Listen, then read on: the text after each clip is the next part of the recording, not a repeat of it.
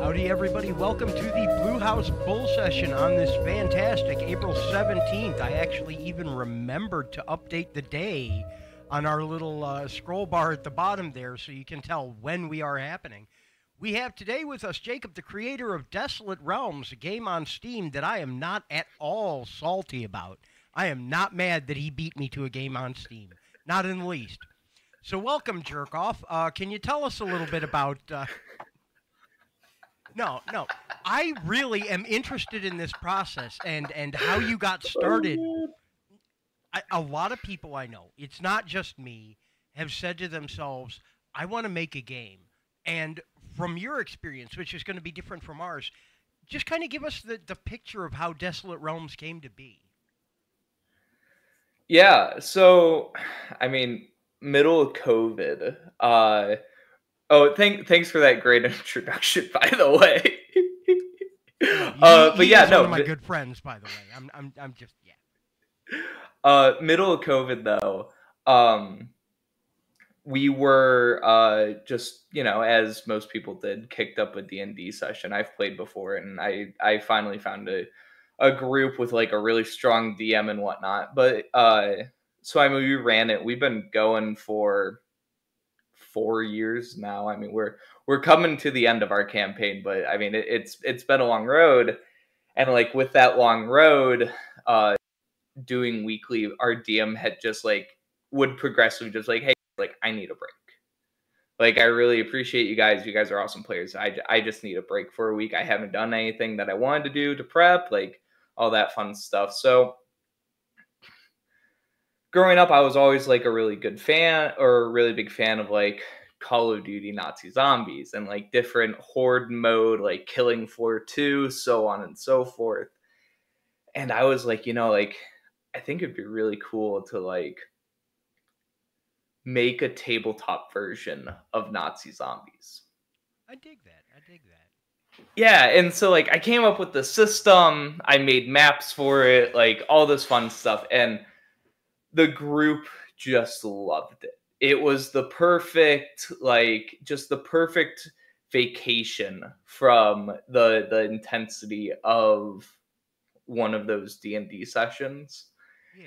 And after some time, I'd always, been a programmer for a while, and I've always like loved video games. I was like, oh, like I think it would be really cool to like make a video game. Like I don't know what that entails. I don't know. Like I've tried to pick up Unity before, like never really stuck, never figured it out fully, but I'll give it a shot. And so, I picked up a couple tutorials on Godot. I stuck with it, and like eventually I was like, yeah, like let's make a game. What game should I make? I was like, wait a second. I have a tabletop game with mechanics done. It's pretty much balanced. I mean, at least in a tabletop setting it's balanced. So like why not let's try it out. Let's give it a shot. And so that's when I just started working on Desolate Realms, and I just kept building and building and building until one day I was like, okay, like what's something that would be really cool for this? Oh, I guess like let's just try and get on Steam. Yeah, sure. And apparently the Steam progress was super easy to do. And it just worked out. It honestly just worked out to where I now have a game on Steam, and it will most likely fall into the realm of Steam games that will get less than 100 plays or less than 100 buys, or however you want to see it. But at the end of the day, I did do something. I put it out there, and I was at least able to make one person stay a little bit better with it. So I mean, to me that's a huge success. I dig that. I can absolutely get that too. I hope you don't mind. I'm going to share the actual some footage, your gameplay trailer from stream. And you actually hit share. And you can definitely see like the tabletop into. Oh yeah. That explains a whole lot now. After doing that. But yeah, the maps that I use were like directly pulled from the tabletop section.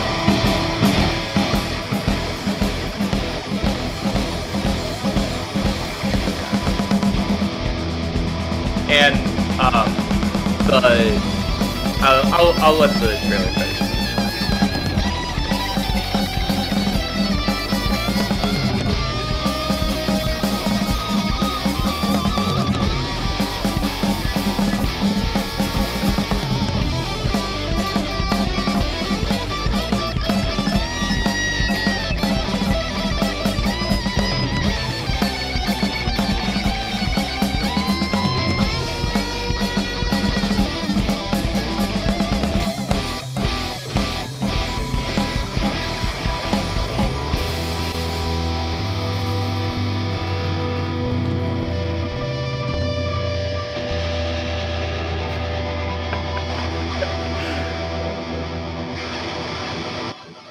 Maybe not coming soon anymore. I mean, you are officially at this point.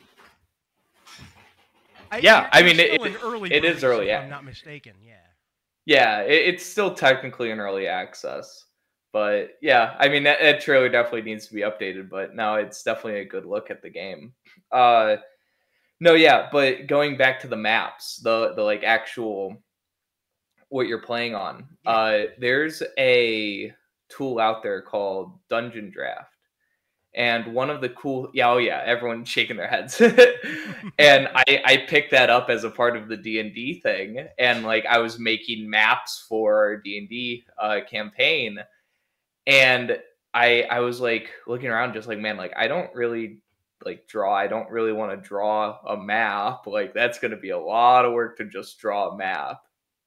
And I was just looking through, I was looking through the like the licensing of Dungeon Draft, and it was just like, oh yeah, like this is free for commercial use. Like whatever you create is yours. Like do what you want with it. I was like, oh yeah, this is perfect. What other kind of tooling was really helpful to you when you were putting this together? What did you find yourself opening a lot besides your IDE of choice and Unity itself? Oh, yeah, I mean, Godot is a big one. The other one that really came through, early on in the process, I was like, like I obviously need to draw some assets. Like I can get so far with Dungeon Draft by when you draw something. And so I bought myself like a little drawing, like a drawing tablet, like a third monitor that just kind of sits there as a drawing tablet. Ooh. And along with that, I also bought myself Sketchbook Pro. Sketchbook Pro is incredibly powerful for such a like cheap price. Oh, I can absolutely get that. Like you can tell the tools that are made by like the people dedicated to their craft as opposed to the ones that are made for money primarily. Yeah. Oh yeah, for sure. Yeah. And then on top of that, I mean, I used Blender a good amount. All of the video editing that I've done was through Blender, which was that was neat to learn because I've used Blender before in the past for like just animations and like 3D sculpting, but I didn't know that it had a video editing component, and nor did I ever do video editing in the first place. So, uh, yeah, and I think that was about it. I mean, Git, obviously, duh. We kind of live and die by Git, yeah. Oh yeah. Finally, a Oh source control system that is not SVN. I got nothing. I got yeah. But yeah, and then like I said it I said it like briefly in Jiggy's chat, but my good friend is a member of the Toledo band Ice Cream Militia, and he was a good friend all throughout my childhood. He was in my wedding. Like this dude is totally awesome. And I was like, dude, like I love your music. I love the vibe that you guys have, and my game needs music. Like, could I get some help here? And sure enough, I mean, he was ecstatic for one that I was making something and trying to put it out there. But he was also just happy to get his music in some more hands or more ears, I guess I should say. a music in the hand is worth two in the. I don't know where I was going with that.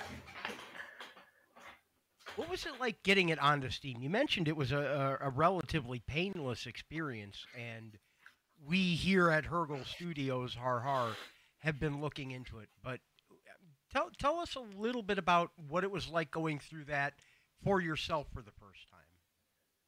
Yeah, I mean, it was I mean the hardest part was just getting like all of the tax information to them.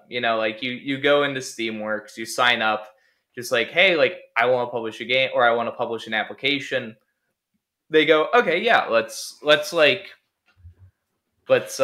see what we can do." And so you just hand them all their tax information, you wait like a week or so for them to get the information back, and then suddenly it's, "Hey, send us or upload a compressed zip or a zipped file of your game.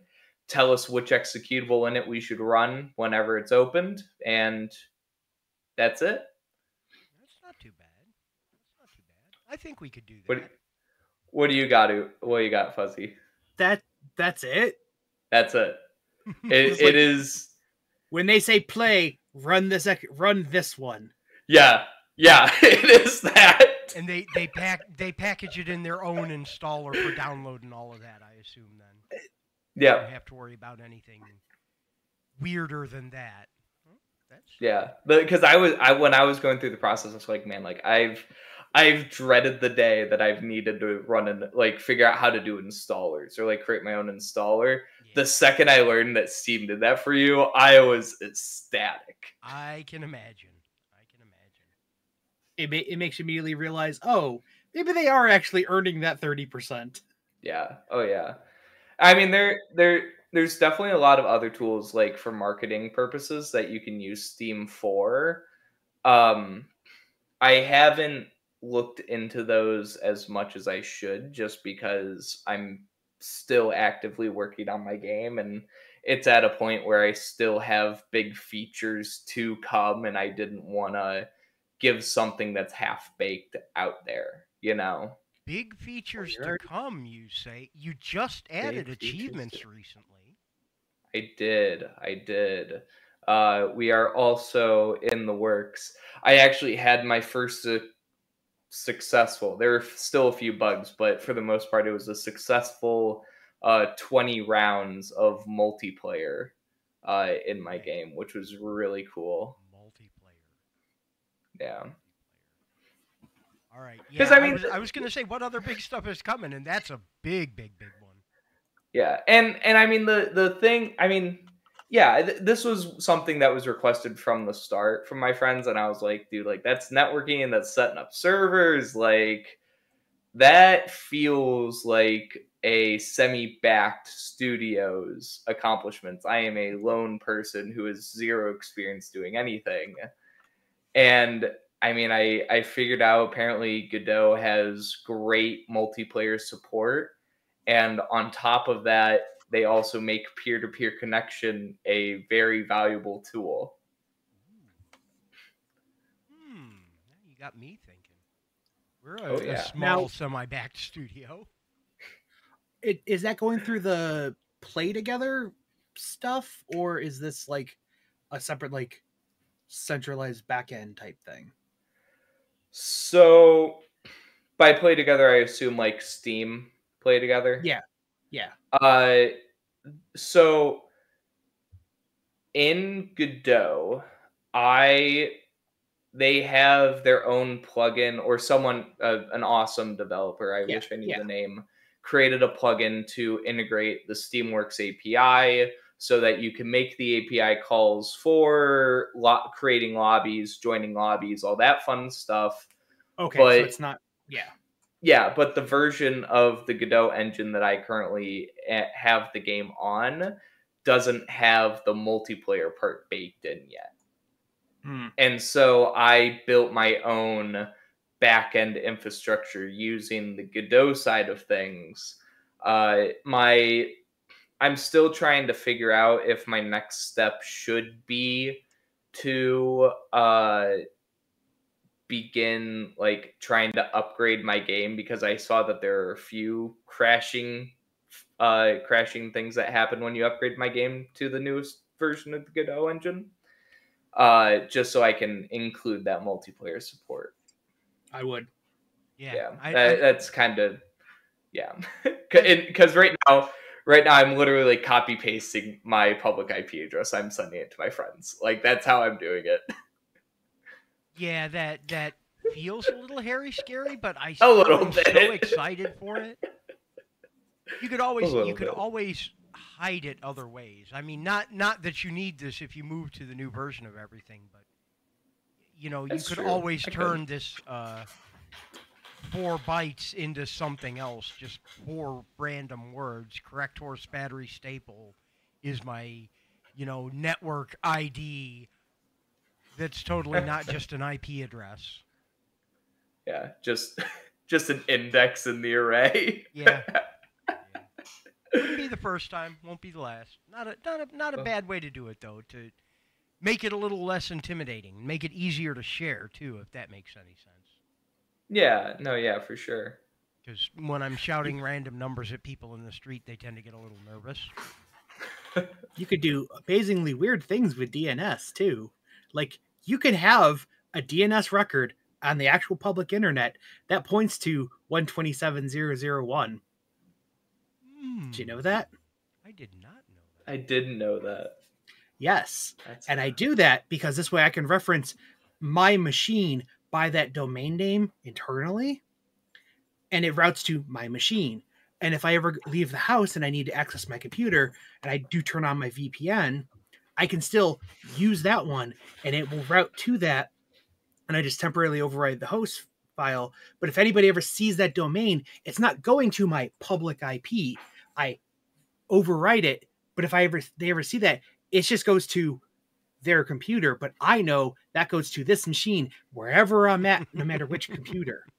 Yeah. On my machine, I leave it. If I'm on my Mac, it points to the IP of that machine.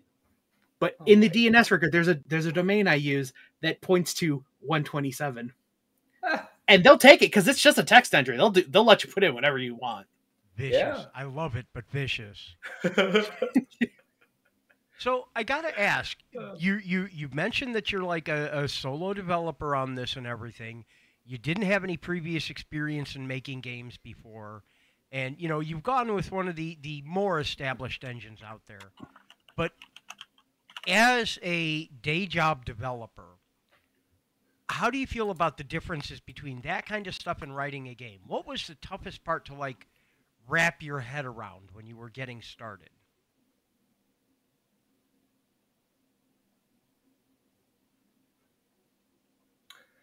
I mean, yeah, I mean the hardest part for me was probably the actual art side of it. Creating the assets, getting the animations down, and um, I think more or the most challenging, at least for me, was getting the like reinforcement signal down. It's still not fully there, but the fact that I know of like zombie disappears, zombie has blood shoot from him, points appear, and a sound plays. Like that has a effect to where you are like, oh, I did something. I want to try and do that again. And having that signaling down to where it keeps the player engaged and The keeps them feedback wanting loop to of it, continue. yeah. Yeah. Okay. Yeah, absolutely. And my wife is a behavior analyst, and so she understands all of the reinforcement cycles, all of the everything that goes on. And I had such long conversations with her about it because I was genuinely curious how like video games today one implement those kind of stuff, like what does reinforcement actually look like in a video game today, and two, like how can you how can you like give that feedback in such a way to where the player is like quote unquote addicted, like wanting to continue playing, wanting to keep playing more and more and more. I mean, I will say from my experience that it is an addictive game. I am terrible at it, but I am compelled to continue playing. I love it.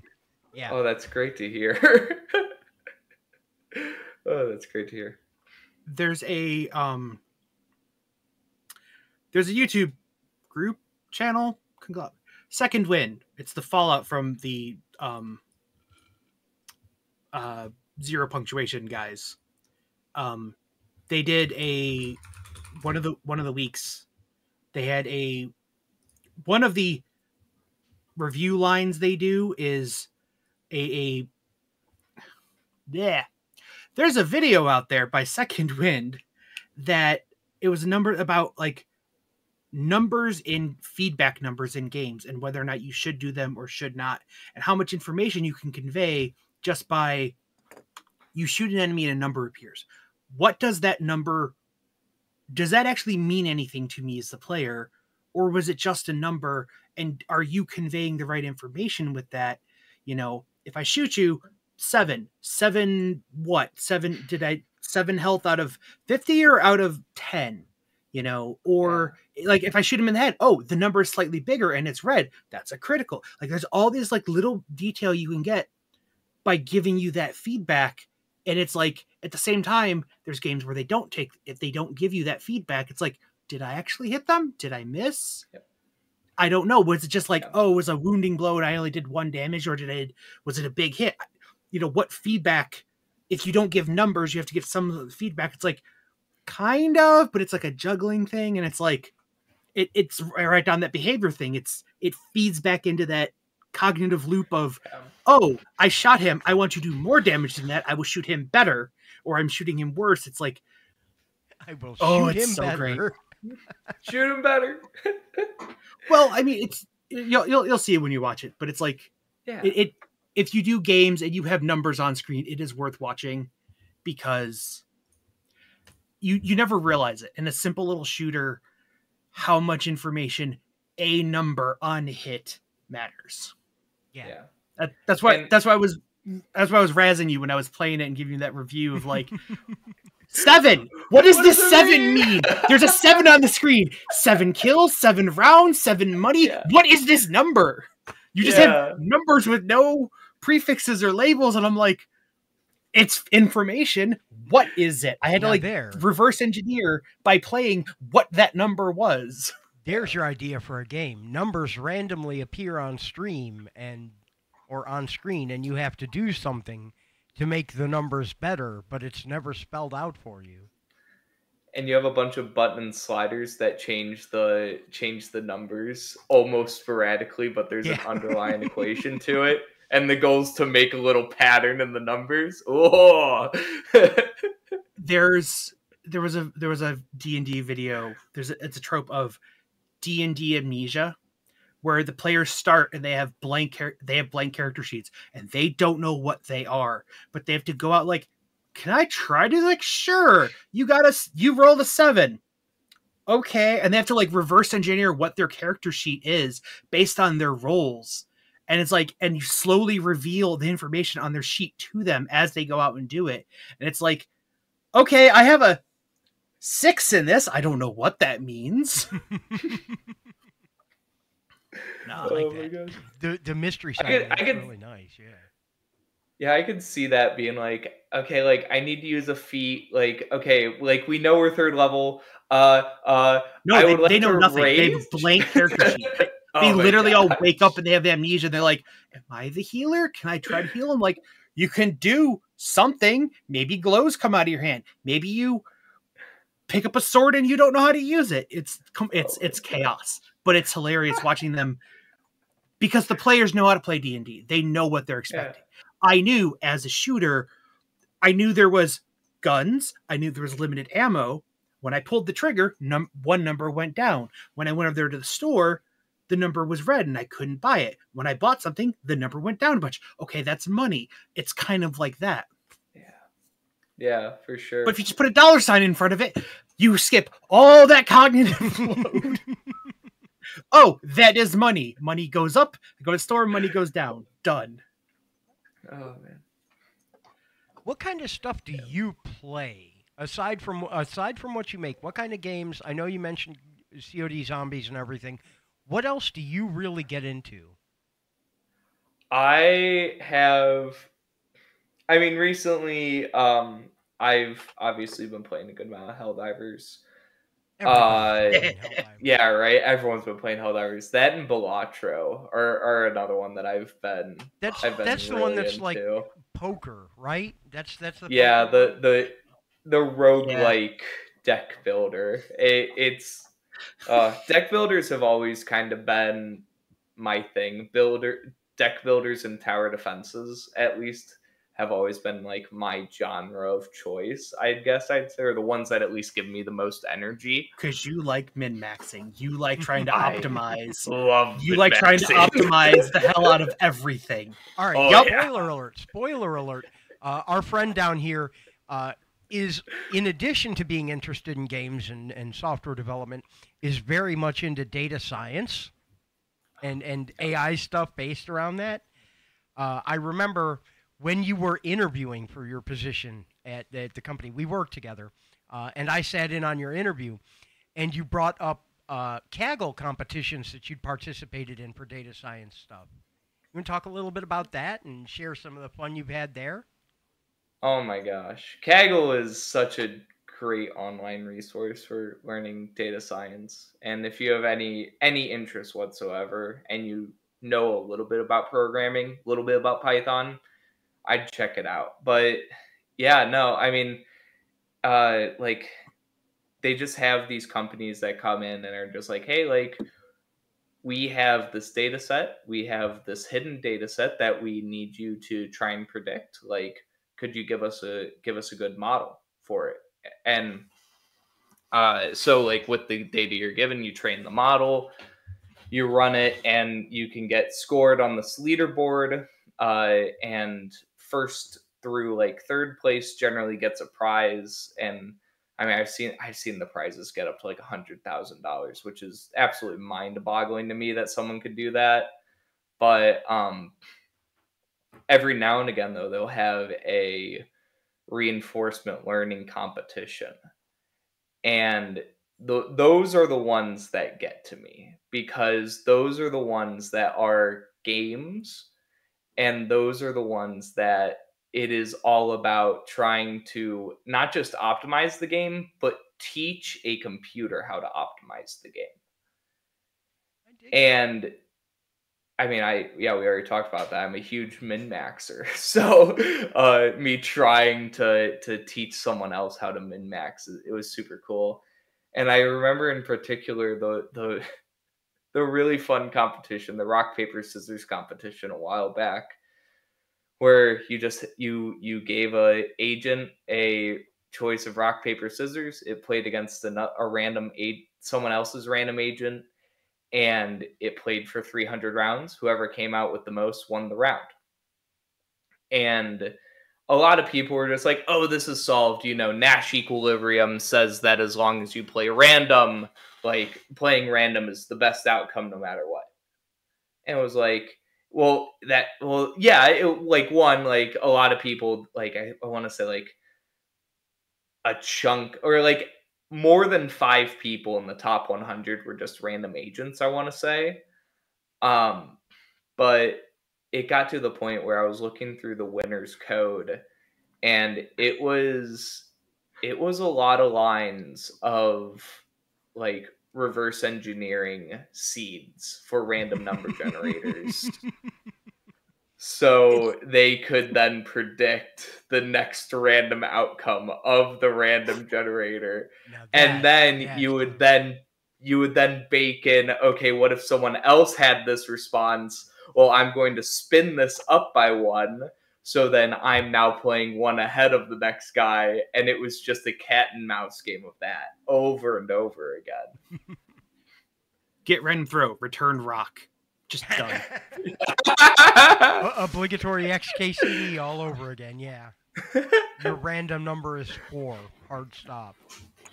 I never thought of just like two programs just like random, just doing, a million iterations in a few seconds of rock, paper, scissors, just as a data set. Yeah.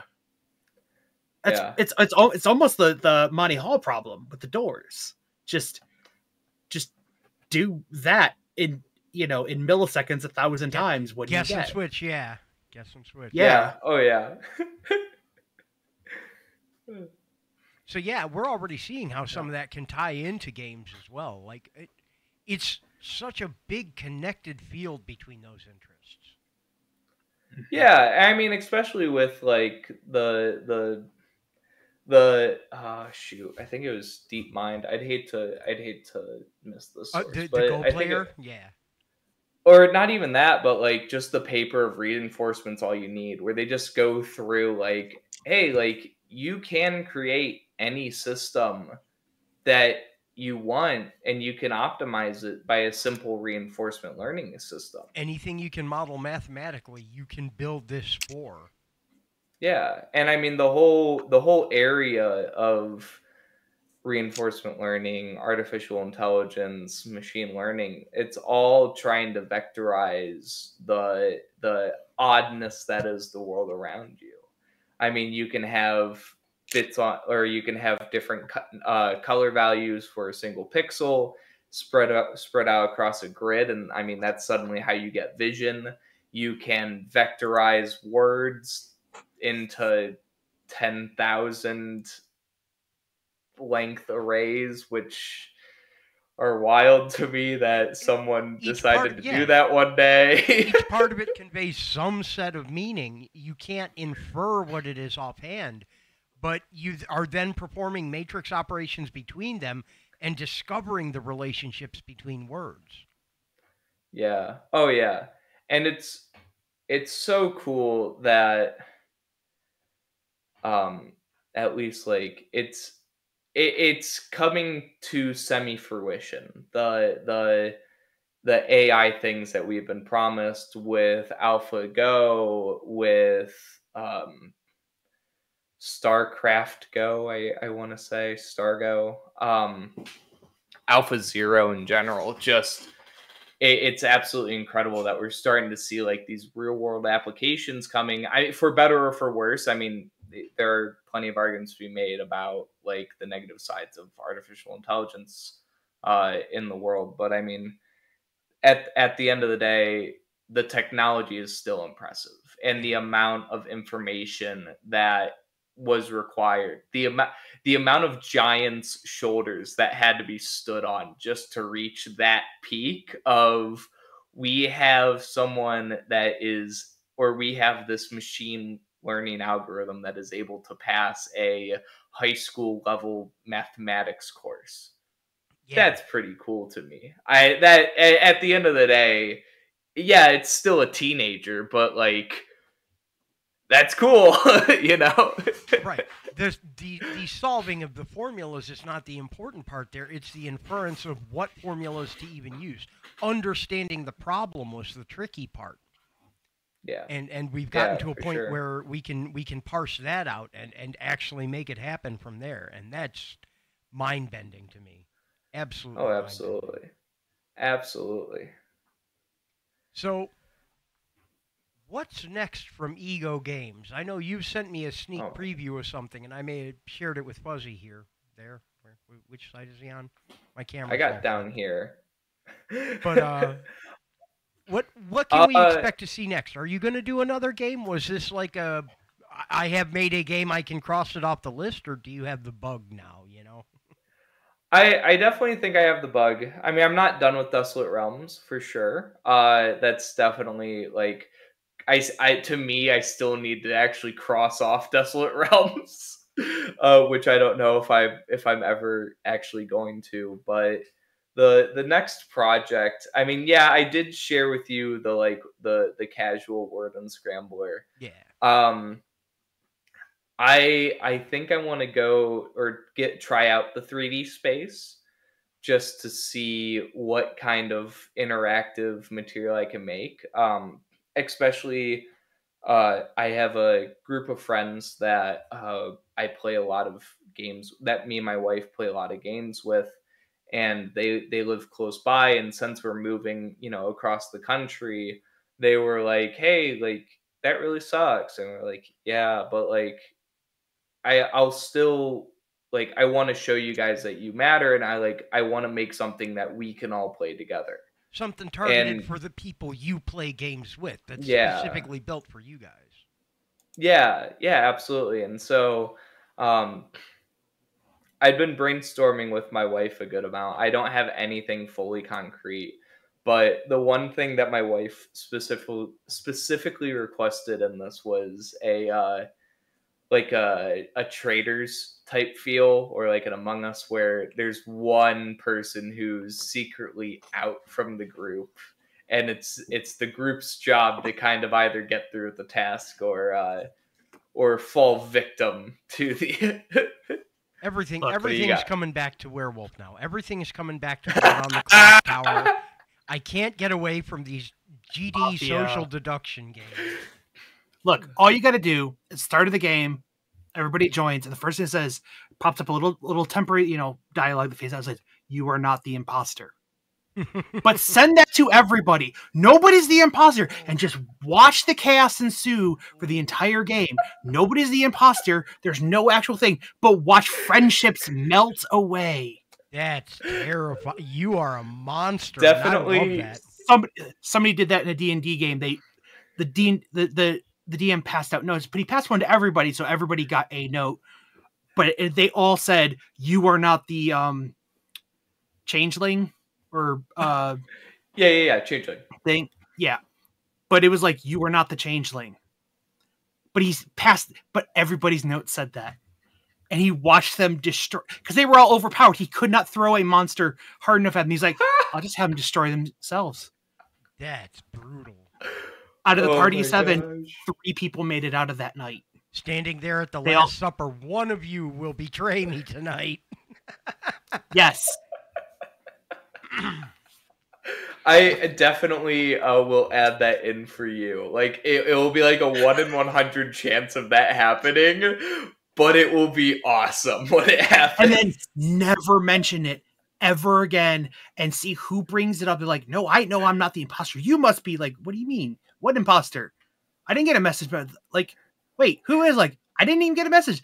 How are you the only one that got a message? You're not. Yeah, I am. I don't know. It's like the double blind in Clock Tower where they don't know they are. Yeah. Oh, that's vicious. Yeah, Civil War. 100% exactly. That is dead on what it is, man. Oh my gosh. Yeah.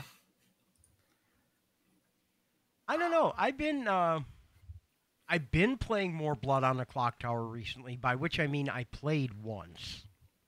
I am now retiring. I am now retiring undefeated, because I managed to win on the side of evil. But social deduction games always throw me at least a little bit. I don't like people enough to play them. Jacob, you've been invited to a test before of Interstellar Scrapper, which is still on the books for something we're working on, which really is Among Us with no traders. Just up front, everybody knows we're working together. How do you feel about work simulators? Games where you're doing a job like that?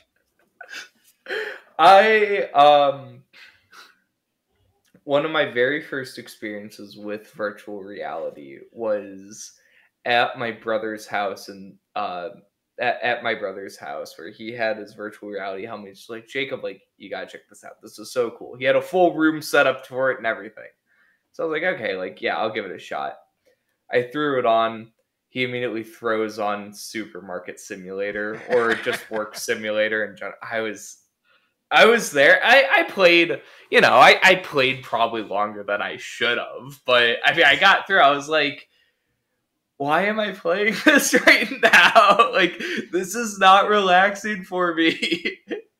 But no, I mean, to each their own. Don't get me wrong. Like, I'm not going to totally oust you if you're a huge fan of that. But I was actually thinking, I was actually thinking of a software development simulator game. Where you just kind of do like little scratch code problems throughout the entire game. I'm into it.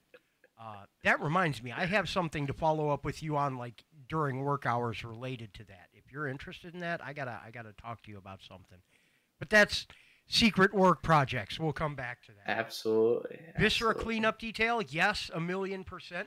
Power wash simulator, exact same way. Oh, power wash simulator though, that's a treat. Yeah. Power wash simulator. That's cathartic. That's just cathartic. Period. Yeah, it is a 70-degree day. You need to mow the lawn, but you are too tired to actually mow the lawn.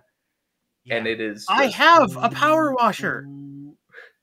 I actually have things to do around the house that require it, and I am chomping at the bit till the weather's the right kind of nice and sunny and not cold. It's sunny, but it's still too cold. Just so I can go out and I can actually use my real one.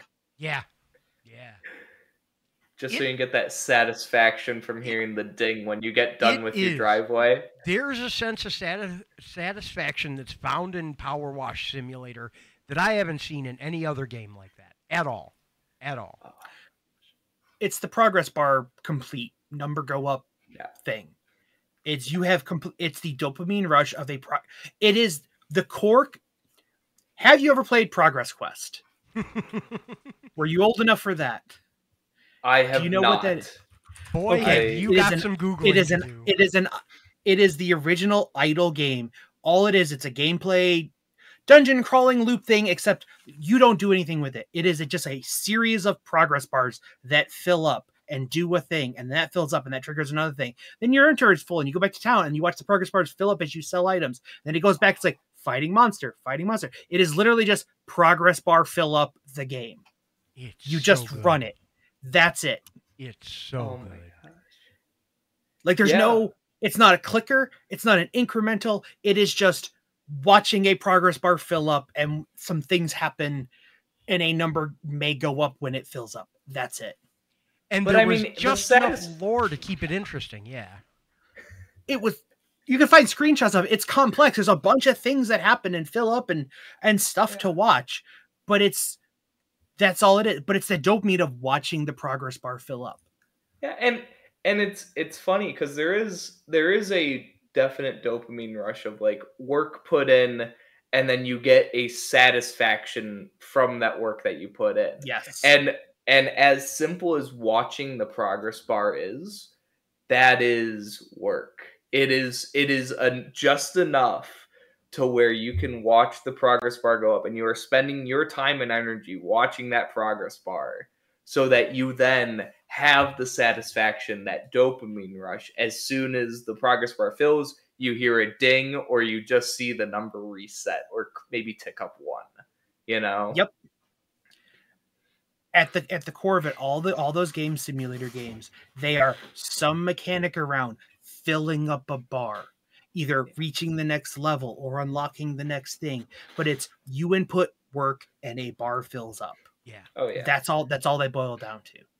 I mean, that's why in Desolate Realms it was really important for me early on to have a weapon leveling up system, because every kill you get a little progress bar tick. Every single kill you get another little progress bar. Yeah, I didn't realize that was a progress bar filling up. Put a border around it. You got to play the game a good amount to figure it out. It's not really a noob tax because you don't like.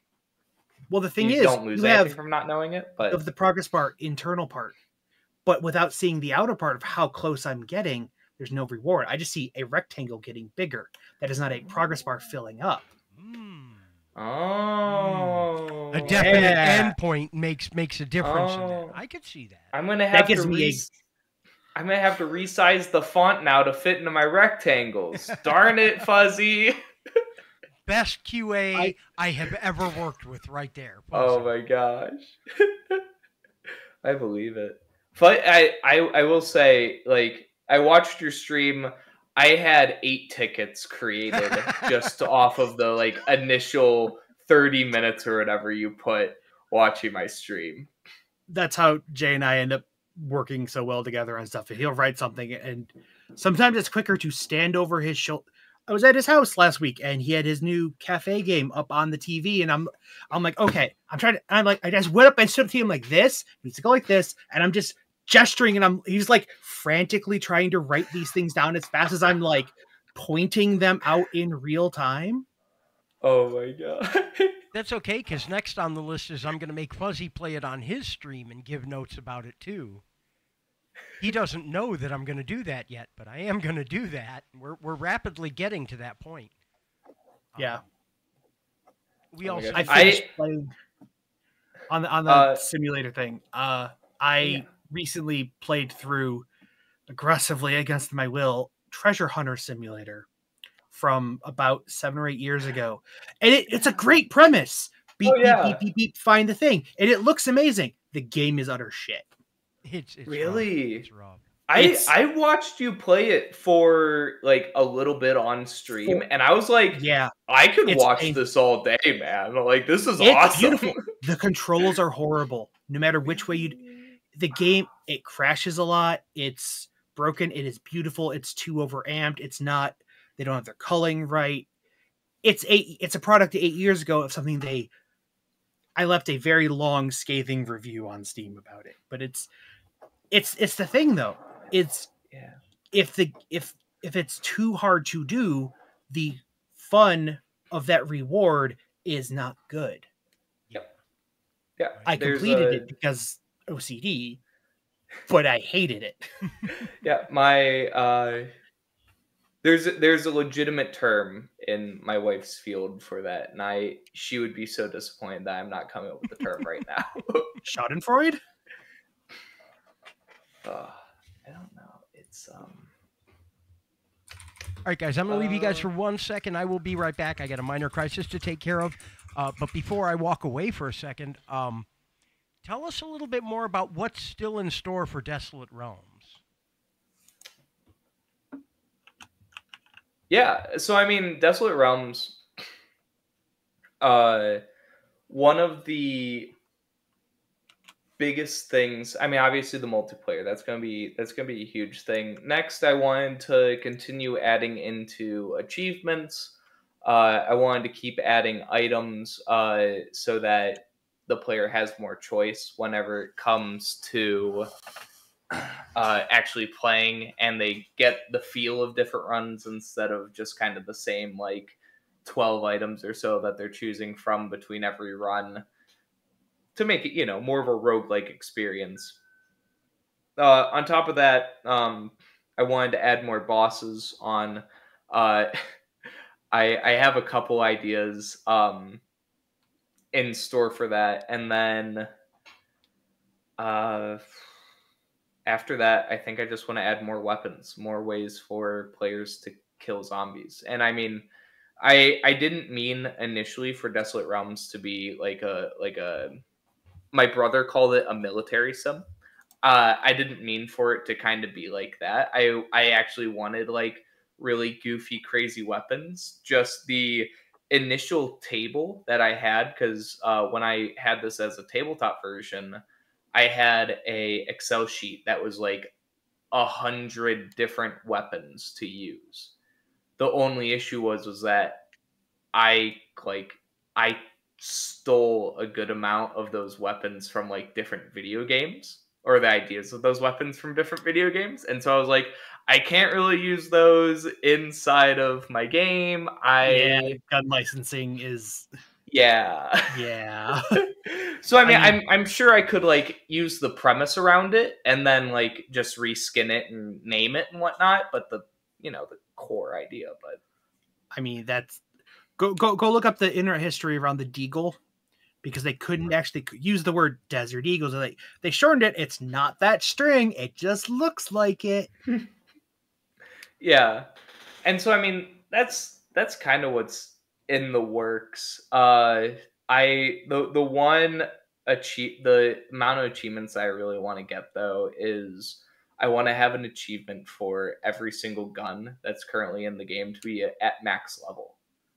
So every achievement, when you max out a gun, you get an achievement for it, because I think that would, for achievement hunters out there, Pick one and least, stick with it against your better judgment. Yeah. And I mean, me myself, I can definitely become an achievement hunter if I'm really into a game, and I could totally see myself just spending hours trying to get every single gun or weapon to max level.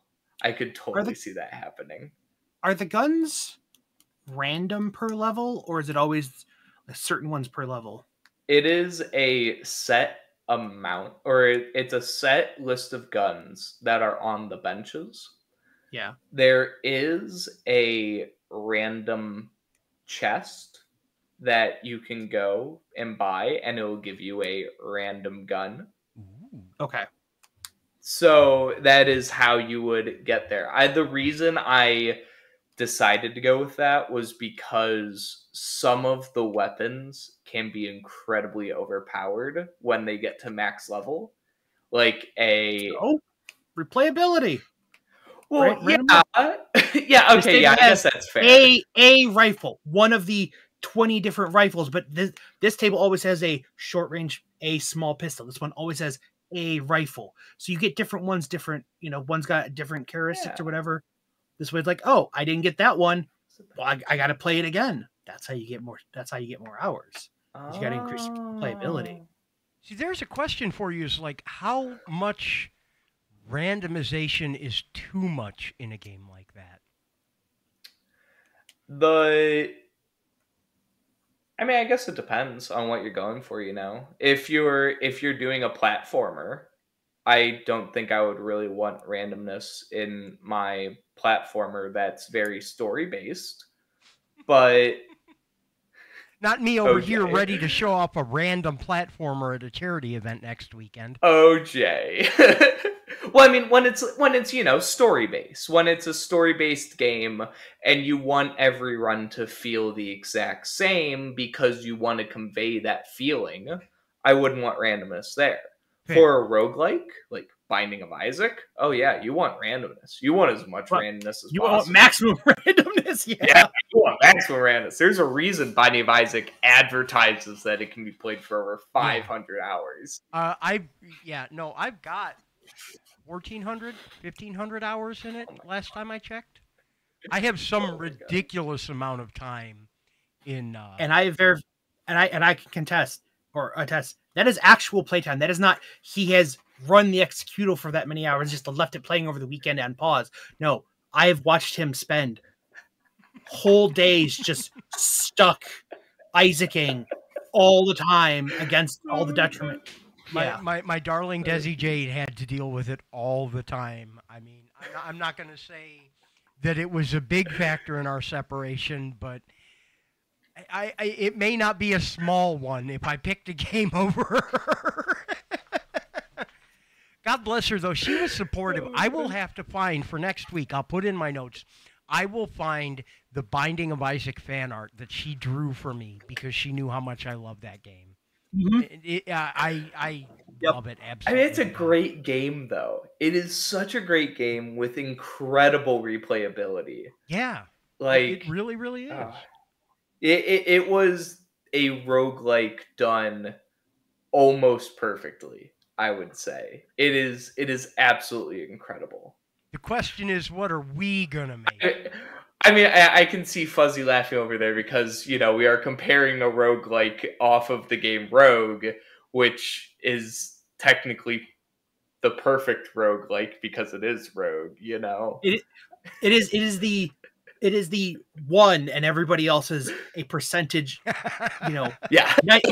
99% C. It's like this Rogue is C, we are all attesting to some percentage of perfection there. Yeah. Yeah. Oh yeah, for sure. I want to ask you, I want to say a phrase and I want to see your reaction.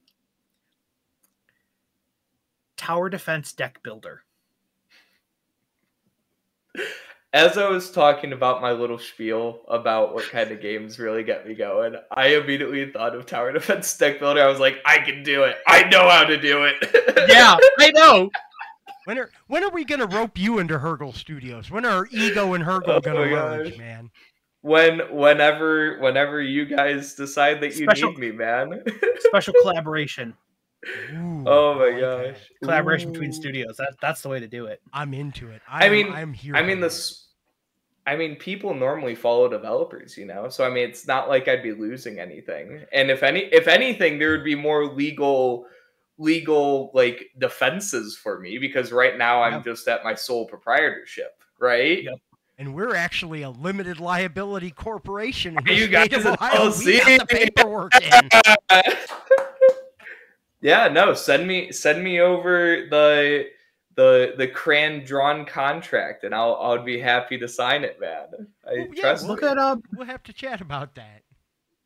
The recent collaboration between Dredge and Dave the Diver. Like that blew up. Yeah. Like, that crossover is just like, oh, this is actually really good on both sides. This wasn't just like some bullshit. Yeah, can we use your assets to like some special? No, it's like good. Yeah. Oh yeah. And then we get our partnership with Taco Bell, and then it's all gravy. And by gravy, I mean avocado ranch. Oh man. 3 seashells the game. Well, no. Yes, maybe. Oh man. Bathroom simulator, 3 seashells. Did you see the Taco Bell Live Moss back in February? They're Live Moss Live, the big promo event. Are you excited for Taco Bell chicken nuggets, or is that just me? Mine has them.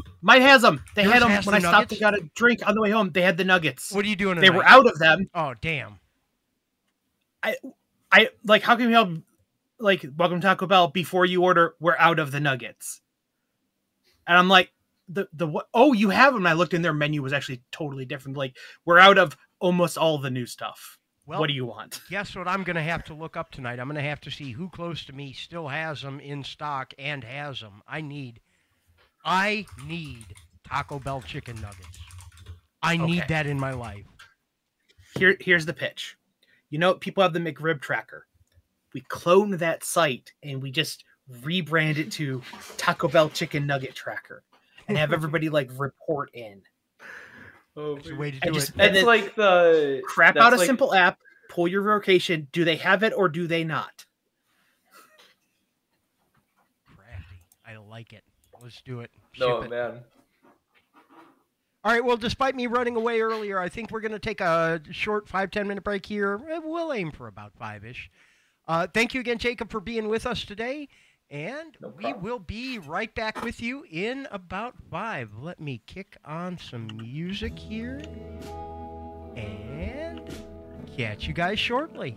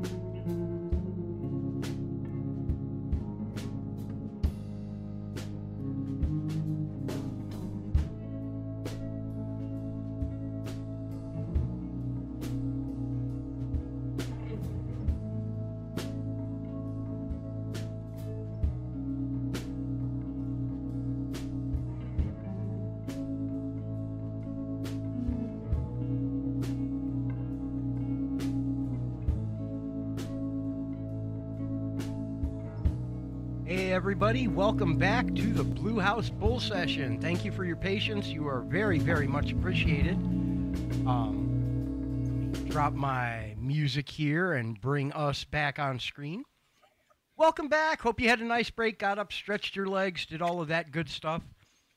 We are back with Jacob Barton, author of Desolate Realms, now available on Steam. Go get that game so that Jacob can get that bag, especially as we're trying to recruit him into being a full-time game developer. With this offer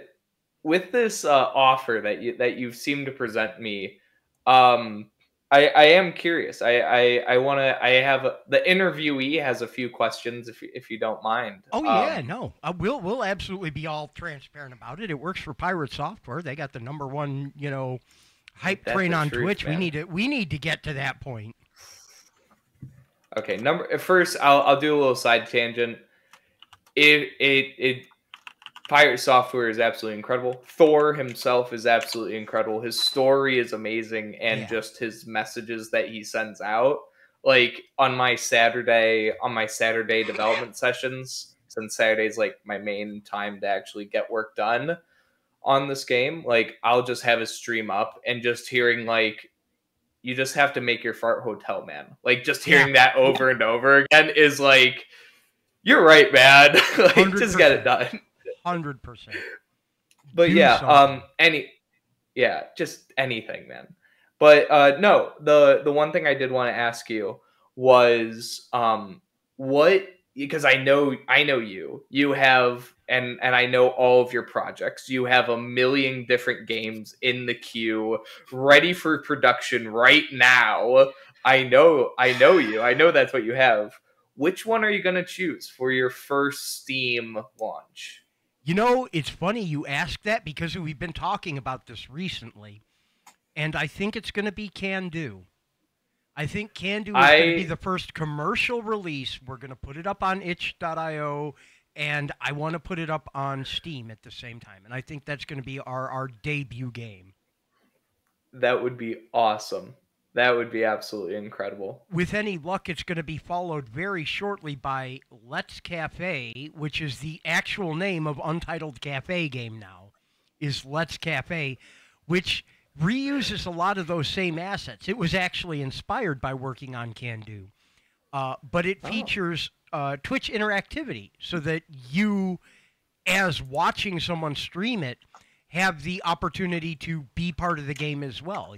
Go in, have your customer order things and spend your money and earn more money by watching streamers and blah, blah, blah. Yeah. And you're using your JavaScript engine for those, aren't you? Yeah, this is all homemade JavaScript. Engine is a very generous way to put it. It's a collection of scraps that we've stapled together after doing this for 7 or 8 games now. And so you just kind of build it with Electron. That's how you're imagining getting the executable out? Yeah, and I know there are ways to include the Steamworks API through Electron, Greenworks, for example, or whatever the newest fork of that is. So with any luck, we'll be able to build in achievements and all those things that Steamworks gives you, in addition to just here we have a plain old executable. Oh my gosh, that's actually crazy that Electron is used popularly enough inside of Steam games in particular that they have a version of it that includes the Steamworks API. That is wild. What's the Explorer game? I'm trying to remember the name of it. For the life of me, I can't think of it. But there's a Explorer game where you play as a historical explorer, and it's a Curious Expedition. Curious Expedition is the game I'm thinking of. Can we get a link to that? Here, I've got a Chrome window open. But it was all built in JavaScript as well. And actually playing that for the first time is what hit me to the fact that it was not out of the realm of possibility to build a game in JavaScript and get it onto Steam. I could do the stuff I was doing that works in a browser and build an actual full game out of it with a commercially available release. But Curious Expedition is really neat. It's worth checking out. 100% would recommend. Because I mean, you were a Flash developer for a while, a Flash game developer. For a that's cruel. You're not wrong, but that's yeah. No, Flash was my first game development language. Yeah. When I was wee little itty bitty baby, I learned C back then, and I had done some things that were game-like using the Allegro libraries. But the first time I actually made and completed and released a game was in Flash. And JavaScript is ActionScript with all the Flash objects taken out of it. It really is. So it was not a hard transition, and that's why I keep doing stuff in JavaScript. I believe it. We did stuff with XNA as well, which is now called Monogame. Microsoft basically, they released libraries for developing games for the Xbox 360. And then it became open source as a game library under the name Monogame, but it's like namespace compatible and everything. And now it works on everything. And I've made mention on the show before that one of my personal goals, and it's just for the satisfaction of saying, yes, I did that, is to release another game on a console. And the Xbox is going to be the easiest way to do that. They have an independent developer marketplace. They have a very easy to get into developer program. And I've written for a console before. But I don't know. There's a weird satisfaction, for me at least, that comes out of, here, play this on a dedicated game machine with a dedicated game controller. And I know they're all fancy PCs anymore. I know that. I rationally understand it. But I'm still driven to be able to say, maybe that's just me, though. The one thing that I definitely know, because I was a console player for the longest time until about college, when I realized that PCs were way cheaper than consoles, was that a PC is built for individual experience. A console is built for a shared experience. And in a console, you can have a couch mode. You can sit there on a couch with your friend, and you can both experience the same beautiful thing that's happening on the screen right now. I mean, my idea goes back to when the first time my buddy and I played through The Last of Us.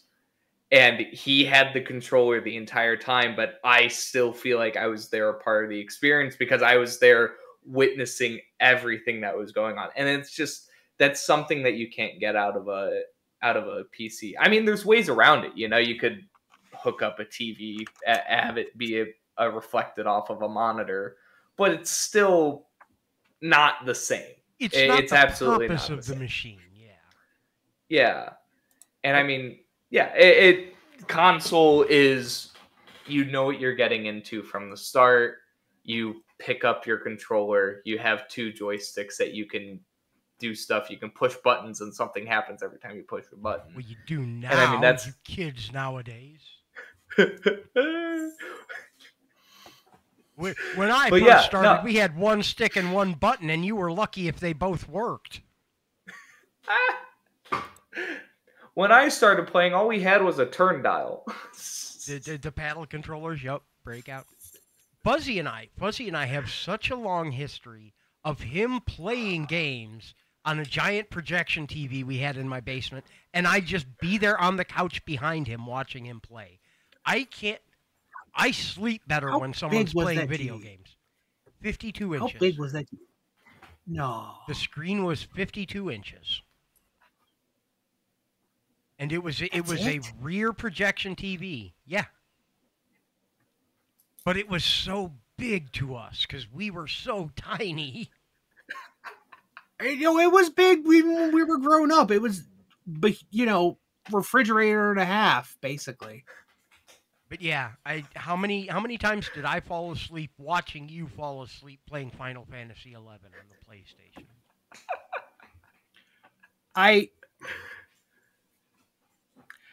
I used to fish literally like half asleep or even asleep because it was, let me grab the controller. I had it set up where I would hold one button and it would like, when you hold the L and R buttons, it would like change which row of things. And I had hold button down to start. And then when you let go, the button that was on the same button there was reel it in. And the controller would vibrate. And so I would know, like, it would vibrate when you reel it in. So I would like half asleep, go, and then like be falling asleep. And then like, I would like I would fall unconscious for like 5 seconds until it vibrated enough and my hand would reflexively just clamp together and reel the fish in. And then I'd wake up and I'd go, and I would like sleep in like 5-second bursts. And my roommate, my basement mate, was like, dude, you are snoring in between reels. You are falling asleep. Yeah. Those were the good old days. That's how our youth was invested. Oh my gosh. And then I sat down one day. I'm like, if I hit the button when it vibrates, I can just put a little wire in there to the line that goes from the motor up through a diode to connect to the two traces where the button connects. So every time the controller will vibrate, it just pushes the A button for me. And then if I put a little timer chip to restart that loop, I can have a hardware auto fishing bot that is undetectable because they just see a button press. I'm really there. And then I made that. Oh my gosh. And I made millions and millions of gil fishing physically with a fishing bot. That's awesome. They're going to go back and retroactively ban you now. You don't even play 11 anymore. You do play 14, though. You have played 14, though. We'll go with that. I could it's in that dead period in between expansions, and even I've run out of stuff to do, so I haven't logged in like 2 weeks.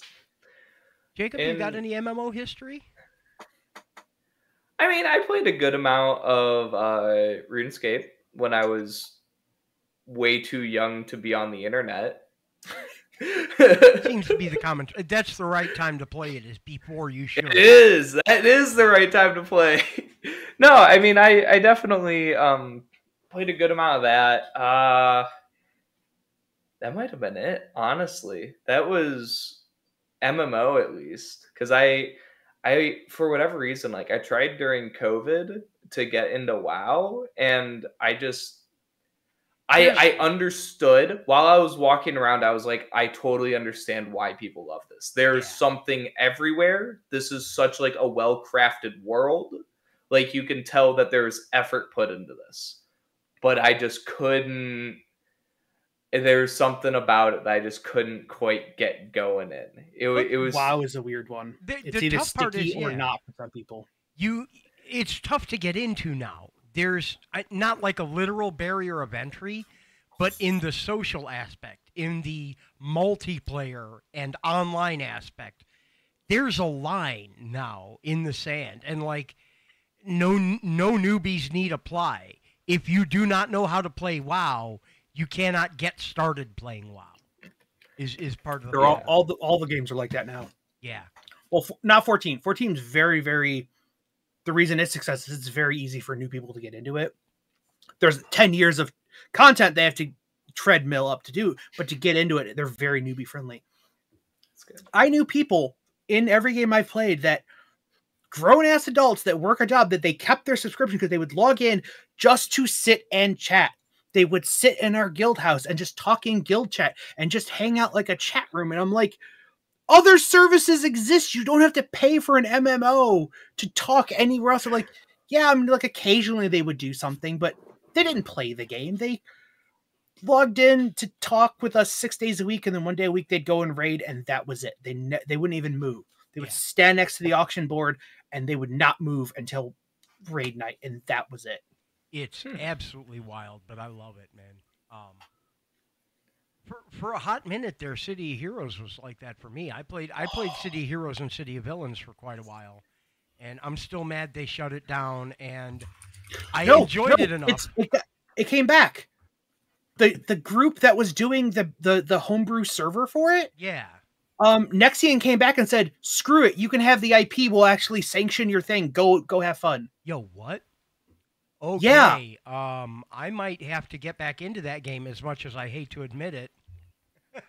Yeah, they were pressing after all the stuff, like they were going to bring it back, and then they failed to reboot it, and then I think they were going to like lose the copyright if they didn't do something with it, and they just blessed they officially blessed and sanctioned the Yo. homebrew community server, and then they're like, "Oh crap, we actually have to like care about this now." Oh man. Yeah. Oh, oh shit. I've got plans now. I loved the base building. Yeah. Yeah, the base building was great. and the crafting it. Jay and his friends would go out, and I occasionally go with them, but they would go out and do their, punchy fight. They do their thing. They come back and they dump all their stuff in the base, and I'd sit there and put it away. I'm like, okay, what do you need? And I knew, okay, all the restorative stuff was on the boxes in this wing, and all the base components were over here. Yeah. And I would build, and I had all the upgraded, healing pods and this. You were the stay-at-home fuzzy. Yeah. Yeah. I was the base mom. I was totally the base mom. And I occasionally go out and punch stuff, I guess, but no, what do you need? I just dump it in this box. I'll put it away. Healers over there, rest pods are over there, upgrade stations in the south wing, go. Let me tell you, man, great inventory magic in a video game is such a small detail, but it's so important because it is the entire game to some people. Like when I was big into Minecraft servers, like I remember like mining for hours on end. I would get back and I would just sort, and I would sort everything perfectly until I was satisfied with everything had its own place and all that. I'd go out, continue back and forth, and there's even like Escape from Tarkov, like that game itself is. That inventory management is so much fun. There's whole Minecraft mod packs that are literally just around like logistics. Like there's a whole Sky Factory like line of mod packs that are just like, you have to automate them. You have to get all the machines. Like it is Factorio in 3D. It is, you have to set up the machines to do this. Like, yeah, I guess there's Minecraft, but like you'll never actually mine a block. Like you're not doing this by hand. You're having machines that generate the ore automatically, that go into this machine, that auto refine and do this just to its automation the game. That's their whole purpose. There's there's games now that like Backpack Battler that's literally inventory manage it as the mechanic. There's a whole bunch of those. Is there a game that has like visual inventory management? Like put things in a grid and they have different shapes and sizes. Is there one of those where the inventory management is hexagon based yet? No. Or are they all square grids still? There definitely should be one that's hexagon based, though. That sounds incredible. Put that in the official Hergel Discord. We need a game with a hexagon based inventory system just because nobody else has done it yet. You guys know this is where the ideas come from, right? I take a collection of individual, discrete, crappy thoughts, and I mash them together until I have something playable. That's where half of them come from. Yeah, let me. What's this all about? You got my. Backpack Battles is incredible. Yeah, you put stuff in your backpack, and how you arrange things. There's like adjacency bonuses and stuff, and it just goes and auto fights battles based on like how your items are arranged. Yep. It is inventory managed as the mechanic. Oh, that's unreal. Yeah. How do I do this? I got a button here for this. Share. I think show it's on stream. Yeah, it is still in early access, but there was like a big update recently. And it is. You stack everything in there. Yeah. Man, this is cool looking. Also, check it out on Twitch. That whole watch the developer play thing, now broadcasting, all of that, that's going to be me one of these days. That's going to be us playing Cafe, right? You know that, right? Yeah. Kami, that's going to be us playing Interstellar Salvager. Oh, man. Oh, man. Yeah, we need to bring you on board to help with that. That's probably going to be another one that's going to be best done through Steam. Yeah. I've already helped Interstellar Salvager. You have. I created the running mechanic. You did indeed. You did indeed. Very much so. See, now that you're learning how the multiplayer stuff works in Godot, we'll have to take advantage of that fact. Since if our whole bit is to... Are you planning to port the game over to Godot? I do not have an active plan to do that yet, but I think it would be a really good idea to move it out of JavaScript. I could be wrong. It could be just... I don't know. I don't know yet. I don't know. We have a lot of the game there, but before we get too much of it done. I think for selfish reasons you should. Because I know how to use Godot, and I'm not nearly as fluent in JavaScript as I am with GDScript now. Fair enough. Fair enough. But that's totally selfish reasons. Well, the other thing is, if I'm not mistaken, we could do all the Godot stuff in C#, and I know we know that. I've seen your C# code. I've had to do a code review for you before. I don't know if I know C#, Jay. You know it at least as well as I do, and I realize that's not saying anything at all. Yeah. Oh, yeah. I mean, I know it as any other language. You know, you have for loops, arrays, variables, typecasting. You have all that fun stuff. Plus, we got... How do I put something in? How do I get something out? How do I iterate? We got... Exactly. That's what you need for language. Yeah. We got GitHub Copilot now. Let it do all the heavy lifting. We don't need to worry about it. GitHub Copilot. I need a super secret password. As long as you know what you need, it can give it to you. Absolutely. Yeah. Oh yeah, for sure. And that's all programming it is learning what you need and what it's called. It's a shared vocabulary. There are magic incantations that are different in every language, but at the core of it, it's a shared vocabulary of what is the correct name for the thing I'm trying to do. Yeah, and every language has its pluses and its minuses, its strengths and its weaknesses. And I mean, as long as you go in with the idea of, yeah, I can get it done in the language I'm most comfortable with, but at the same time, there's another language that'll do it better and easier. As long as you're open to embracing that language, I mean, that's what makes you a good developer, right? I'd have to assume so. That's how you be a good developer. I'm doing this wrong. Yeah, I write in everything in JavaScript anyway. I just do not have any crap left to give.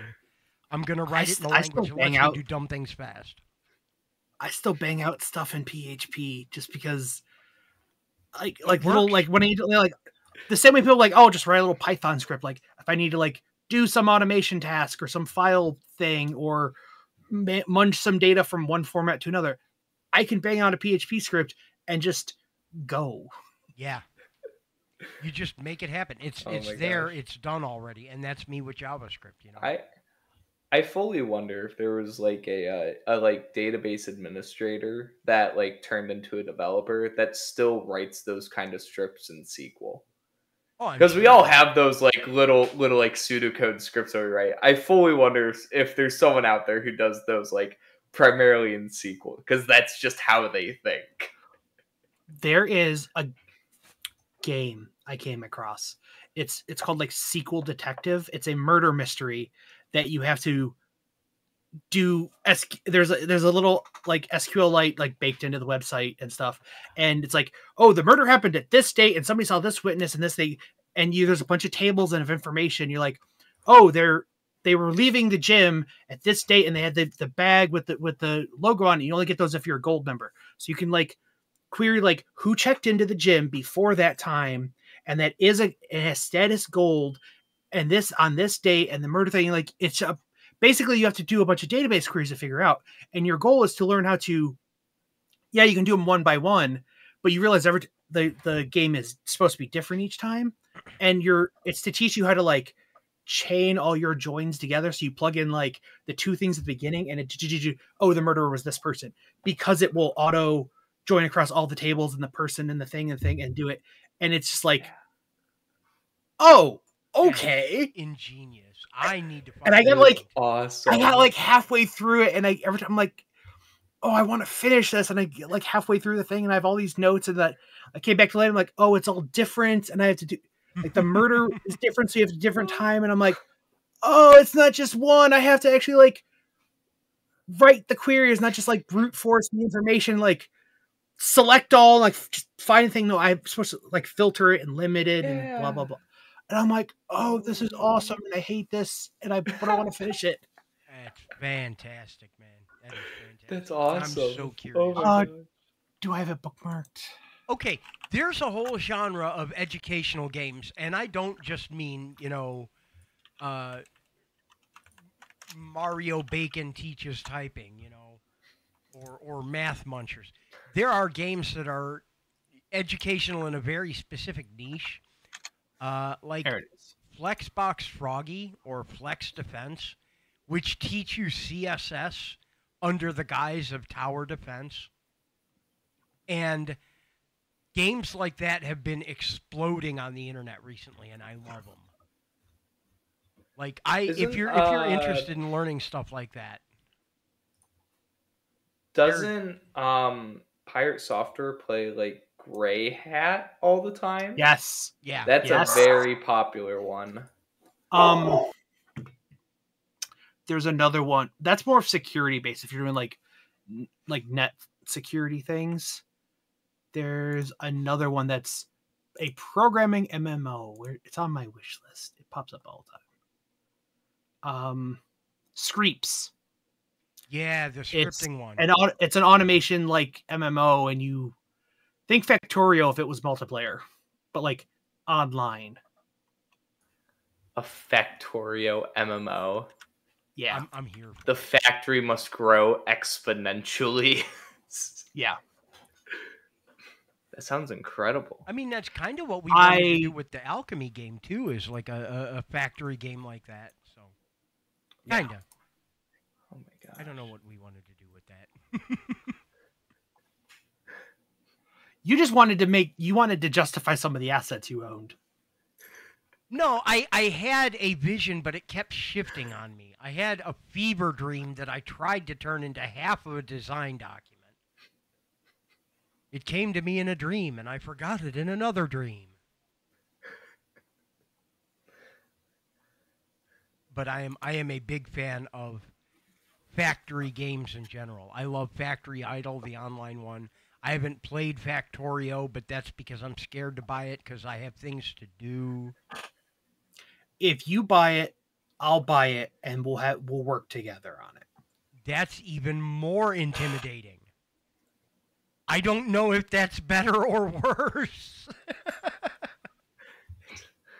Like I said, I've played a lot of those Minecraft the automation mod packs. Oh yeah, Sky Factory and the Greg Tech Extreme and stuff like that, where it's just like, how can you master all of these automation systems to have the gameplay for yourself? I've always had a pretty beast of a computer, and I've gotten some of those worlds to the point where my computer struggled to render if I was near enough the base because all the machines like doing stuff, and I'm like, okay, I have one. That's the point. Yeah. You had a functional computer inside of your Minecraft world, is what I'm hearing. Turing complete, yeah. You had a Turing complete system. Well, you say that, but there's a mod called Computercraft that you can you put code in like a gist or a the Lua scripting turtle and bots. it's Lua, and you can have it like run the automations like with like levels and stuff, and it's like, last year, the things I can do. Last year, my brother ran a or the turtles Feed the Beast server. Yep. The original pyramid. Yeah, and he invited me onto the server, and that was the first thing I picked up because my brother went to Farmcraft or whatever it was, or his buddy went to like one of the magic ones, and I was like, well, I need to do something like unique, and they took all of the they took the big ones. I was like, I see this computer one. I'm the only one program here. my way out of this. Yeah, I'm the only one here that knows how to actually program. I'm gonna give this one a shot. It's a way to do it. And it was awesome, the things that I was able to do with those bots. And they had it to where you can make web requests. So you could have the server send out a request to whatever server that you wanted, so that you could get information and send back to your bot to have the data that you need for it. And it was wild. It was wild. Minecraft is such a great playground for stuff like that too, man. It's so well suited for it just by the nature of what it is. Yeah. And it is a very well done game because it didn't embrace the sandboxiness of it when in its initial creation. It was always thought of as an exploration game, which to me, that was the most important value, was because you would get these randomly generated environments that were super cool, but then and so you'd go look at them, go explore them, but then it was, okay, what can we build on top of this really cool infrastructure that we have? And I'm over here playing sky maps, and I haven't had touched actual ground in like 8 years. I played, like I said, the FTB in the sky, and then the Sky Farm one that was like all agriculture based, and then like all the Sky Factory 1, 2, 3, 4. That was a good 6-7 years of my life. Like, and I went to go play the new all the mods one, and it wasn't in the sky. And they're like, yeah, we don't feel like making another sky block. And I'm like, I don't know how to mine.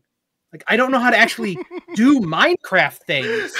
I'm like, how do I get these? How do I get resources? I don't know how to play. How do I mine for actually, fish? No, I literally went into like one of the Discord. I'm like, it's gonna sound dumb. How do I actually like do basic Minecraft in modern Minecraft? Because like last time I did Minecraft, it wasn't 1.0 yet. I've always played like mod. Like, I don't know how deep to go to get diamonds. I've always like sifted dirt, or a magic machine just shit them out eventually. I don't know how to play Minecraft. And they're like, I've never actually thought about that. I also haven't done stuff in so long. How do you do some of these? Oh man. And Minecraft was such a cool game, at least for me to get into, because it was I mean, it was the first game that I had that I didn't have like a guide for.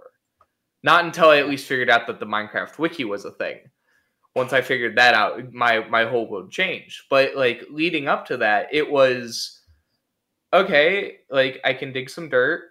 Okay, I guess I can like punch a tree. Okay, I can take this wood. Oh, I can make this wood into something. Okay, what can I do with that?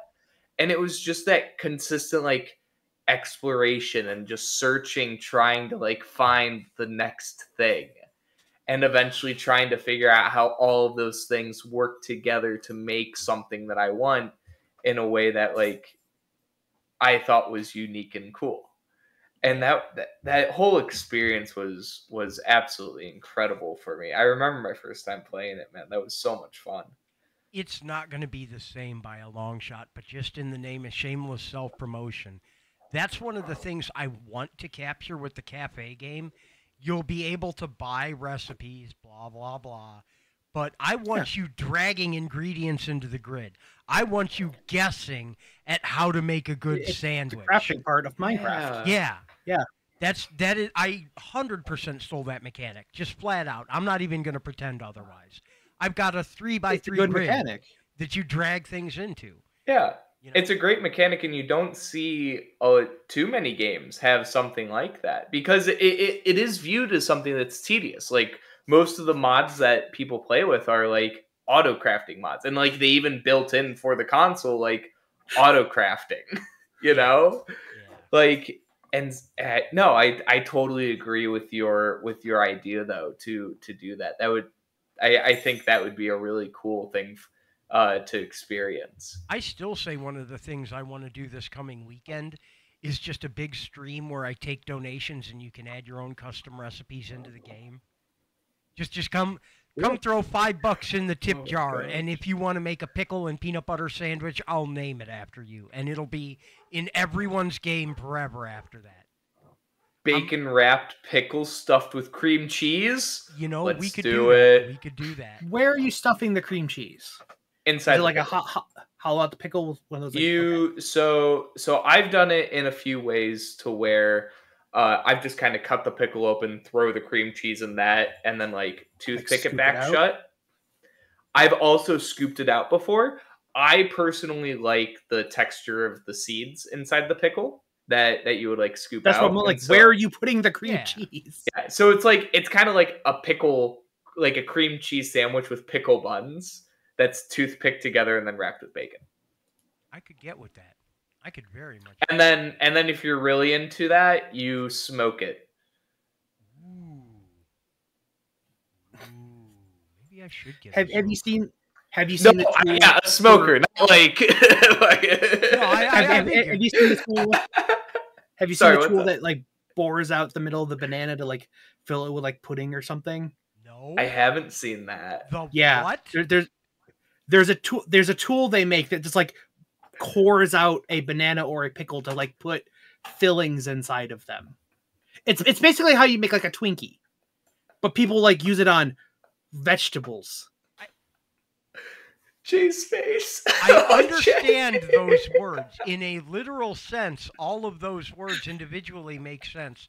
But in a combination like that, there's something about it that throws me. Pour out a banana. Oh, no. Jacob, I'm looking at the clock, and I know you got to run soon because you got tennis tonight. Yeah. Anything you'd like to share before you take off? I'm going to give you a shout-out just in case you do start streaming your game here soon. No, just thank you so much for having me on. It was a lot of fun, especially actually getting to talk to you for the first time, Fuzzy. At least semi face-to-face, video to video, I guess. Super happy to be here.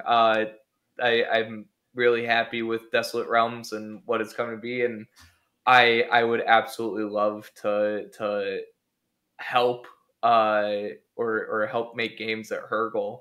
Absolutely, man. If you would love to draw up a contract. Oh, for sure. Made in Cran. It has to be made in Cran though, because I feel like that's the proper way to do it. I think I ate all of them, but the purple one. But yeah, we'll do that. Purple's perfect. It's perfect then. Thank you so much for being here with us, and everyone, go pick up that game. I threw a link at which side's the chat on? Wherever the chat is, up there in the corner. This game, yes. Go get this game. Go get this game. Trust me. Yep. Good stuff. No, thank you guys so much. I just pressed the I just pressed the big button. Just close your browser window. You're good. We'll catch you around. Thank you for joining us. All right, catch you. Thank you guys. Bye. Man, that was cool. I want to put a game on Steam. Can we put a game on Steam? Yeah. What do I have left to fix? I know you said there's no way to exit the game mode. I have a ticket for I don't have a ticket for that. I have a note to fix that. I should write up the ticket and fix that. But you need timers. You need you should show the timer display. Yeah, so you have you just preserve like a top section, like I think a row to put a back button and your mode and your time. If you're playing the build that I sent you the other day, you'll notice in the sorting mode that I have everything, or in the stocking mode, I have everything moved down into the corner to give you room in the top right for the next item. That'll give us our status bar. That'll give us some real estate for that stuff.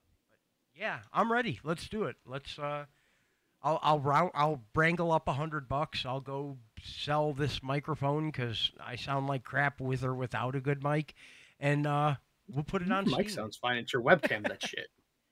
It's not even the camera. It's the stream together doing weird things, and I think it's because it's sending it up and sending it back and sending it up again. My camera looks fine, but this stream display of it is a hot garbage sandwich. Let me. But yeah, no, that was neat. That was neat.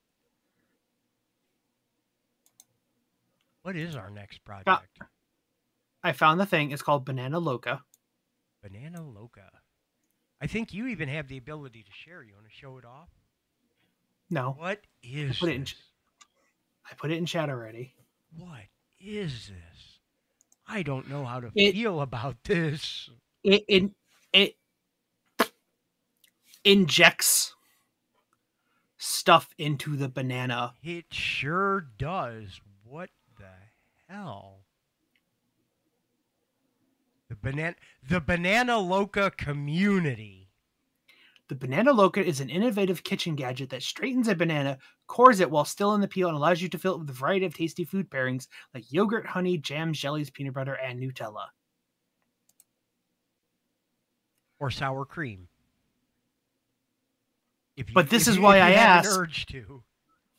But this is when he said, like, with cream cheese, I'm like, where are you putting it? That banana's terrifying. I'm not comfortable with that.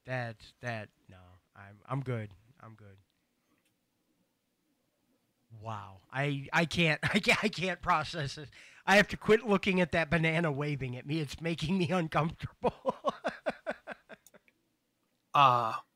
It's apparently it's like a street food in Brazil or something. Okay. Like filled with chocolate. But it's like the big ass plantains. Like you'd get one of these like a horn of snack type thing. I could get with it. And I love bananas and peanut butter together. You know me. The first recipe I put in the game was the Chubby Elvis. I want my banana bacon peanut butter sandwich. That's the first recipe aside from liquids that I had in the game. I made a coffee, and then I made my favorite sandwich. And then I'm like, okay, now I only need 998 more recipes. You know what I love as a nice little just like, I need a sandwich or a snack, but I want like a fruit thing. Peanut butter, red pepper flakes, crushed red pepper. Take a banana, like half circle it. I don't know. Yeah. And then put that on the flat side, and then you really threw me a little bit in a good way, but threw me a little bit with the red pepper there. But the trick is to put the crushed red pepper between the banana and the peanut butter, so it's on that side. So it holds. And then, for one thing. Yeah. But just like not a lot, like just a couple dashes because it goes a long way. Yeah. But yeah, it adds a little bit of kick. I dig. I guess. I dig. I can get with that. I mean, you know me, I'm not against hot stuff either. Like I like my pepper on everything. I like my fire smut from Scorch Gardens if they ever get it back in stock. By the way, now I gotta go look. Scorch Garden. Pepper smut. I rave about this stuff. Let me grab a link here and drop it in the chat. But one of my craft show friends runs a hot sauce business, and he also does a spice powder. And this is the one I put on everything is the fire smut, and it's so good. Lord, I hope it comes back in stock soon. I'm slowly running out. I need to do something about that.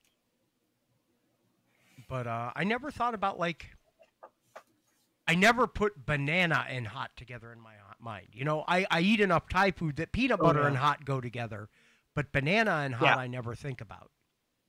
It's like a Venn diagram. Aside from, like, literally hot, like Banana Fosters, like the one time at school that they had Banana Fosters in the cafeteria for lunch, and we stole that bottle of rum. I'm just putting it out. I'll confess to everything here. You got me live. Boy, it's a non-story. I told everything that happened. They had Banana Fosters. They were making them on demand in the cafeteria. They were using rum to make them, as one does. They ended the day with one less bottle of rum than they started with. even though they had all that. Yeah. You know, looking back, I realize exactly how. Okay, now that I've been a functional adult for a long time, I simultaneously realize how inept our school district, the adults that ran it, actually were. Oh But at the same yeah. time, I also understand they're just adults doing their job, and they weren't paid enough to give a fuck. But they Yeah. couldn't let that on. But you have a different view of your administration and your teachers because they're like these holy revered people that are these special people in society. They're not just like a worker at McDonald's. They're teachers. They seem like they're Yeah. extra special. They're like a holy class type thing. Like you are not just doing a job, but you are a special person. And you realize, no, teachers are just like people at a job that just happen to be with a whole bunch of same people every day. Yeah. And a lot of them just don't care. It's your Mick education. Yeah. Your degree royale. It was.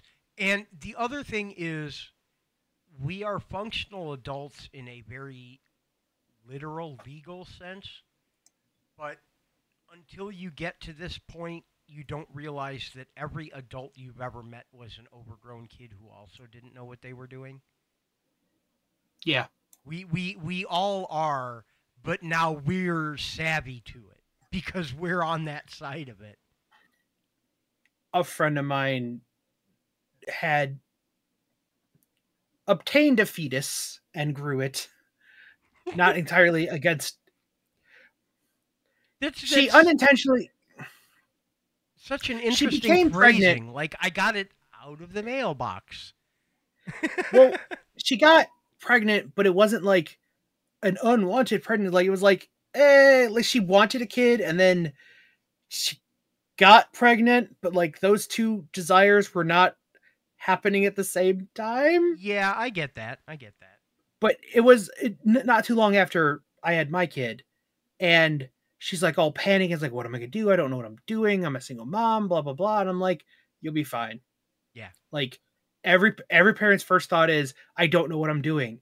And then every parent who does know what they're doing says like, no, nobody knows what we're doing. We are all collectively making this shit up as we go. That's why nobody knows what they're doing, because nobody's figured this out. That's why we can't tell you. We can tell you how we've made mistakes. You can avoid some of those. Yeah. But being a grown up is the same way. It really Nobody is. knows how to adult because every generation makes it up as they go. And the best we can hope is to make slightly less. And it's always there will be a manual. We just didn't have the right documentation, people. ChatGPT, huh? How do I child? That's terrifying. Oh, that's a terrifying thought. Oh, it's totally.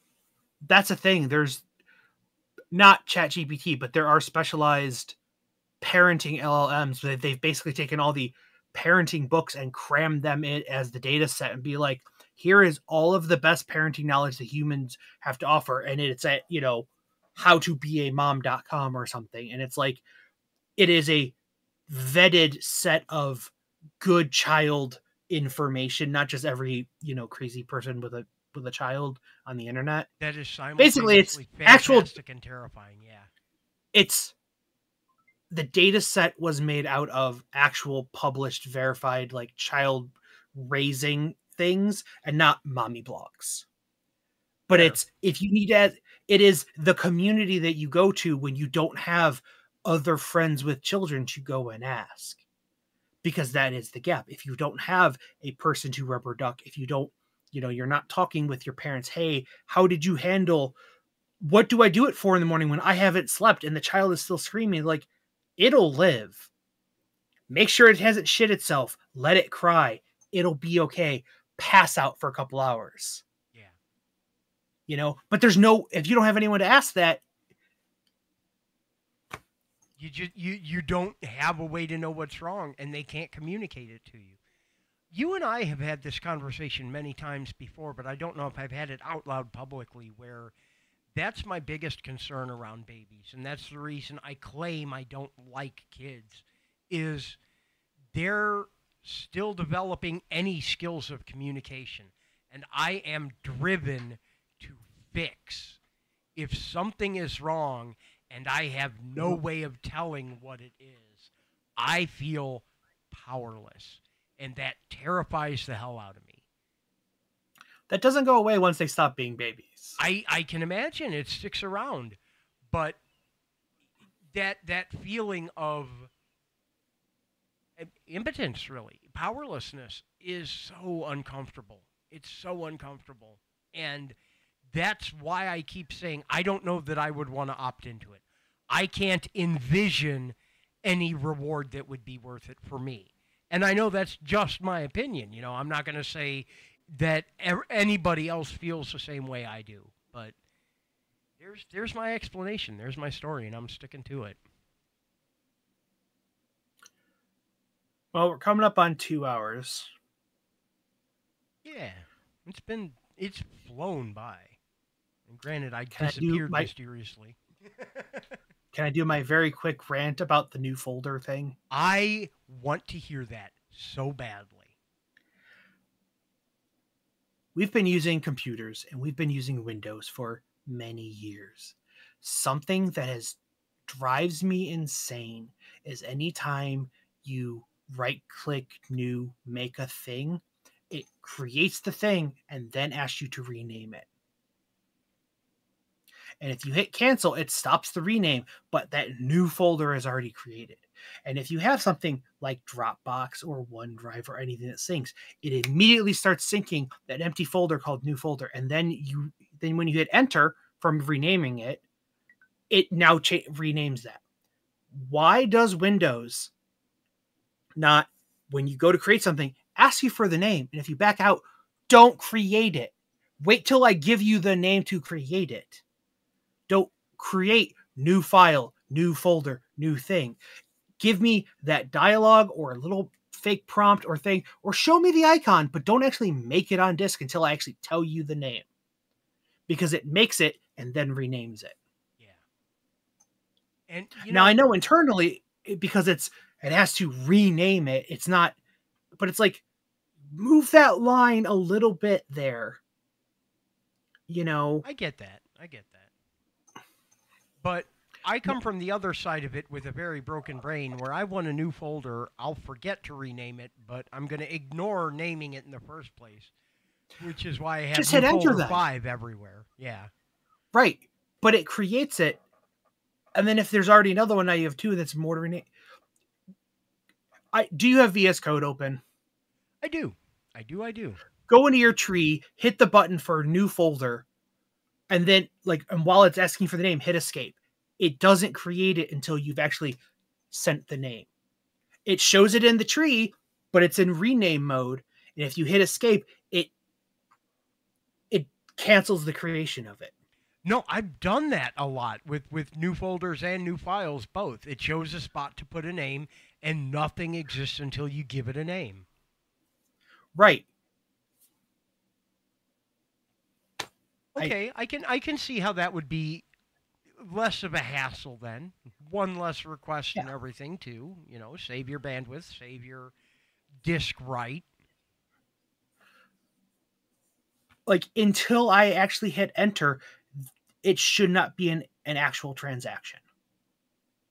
Now here's an idea that is only tangentially related, but I want to pitch it to you. We have access to all these LLMs. We have access to ChatGPT Vision, all that, et cetera, et cetera. If I select a bunch of files, I would like to be able to right-click on them and pick folder these and have it pick a useful and relevant folder name based on the contents of the documents I'm sticking in a folder. If it can tell I'm putting all my webcomics in one folder, I want to be able to highlight them all, right-click, pick folder these, and it creates a folder called webcomics and moves them all in. What do you think? I've seen a context menu utility that will do at least it creates it creates a new folder, add number, blah, blah, blah. And just whatever you selected puts it in there, and then tells you to rename it. But it just puts it in there. So if we attach the auto name suggester to that, what do you think? Could we get $1 for that? If we can put it in your context menu like that? No, because it would have to it would either have to send out the data, or you'd have to have a locally running LLM. We're gonna hit a point very soon here where Windows itself will just have its own LLM that is trained on your data that does not leave your machine, but it knows how to process and analyze whatever the fuck you're doing on your computer in whatever weird way. And when I tell it do the thing, it knows what I mean on my computer, in my context. We'll have do what I mean for real. Yeah, but we'll have that there within Windows as a core, the same way we have like print spooler. Yeah. Even though, I know nobody print, but the same way you'll just have your LLM running in the background that is what Cortana tried to be a million years ago. Yeah. Oh, Copilot already is. They're just bouncing it off of larger servers right now. But in Windows 12, for sure, you're going to have your own micro LLM that is going to learn from your files as you go right now. Again, horrifying and it'll be able to do. I want it. Have you ever used the search in like Google Photos or some of the other image managed things where you're just like you can type in the thing and it looks through your photos and it can find the stuff? Once upon a time, before Google made it Google Photos, and it was still Picasa, I used them in there, and I haven't moved my photos online, although honestly I should, because I want those features. Mm-hmm. That is something I need.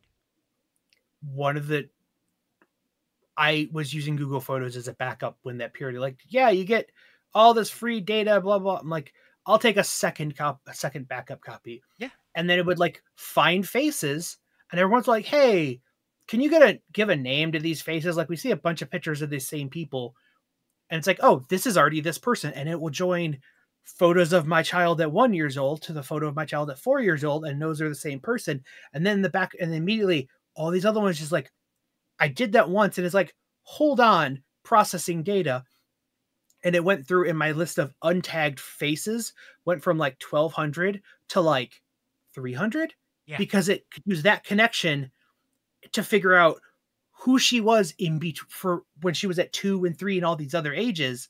And they realized this is the same person and auto tagged all of these and found her in the background shot of like a photo on a wall of like this much of her face on the side from a shot thing. Like, oh, is that your child? And I'm like, yes, that is creepy that you could detect that.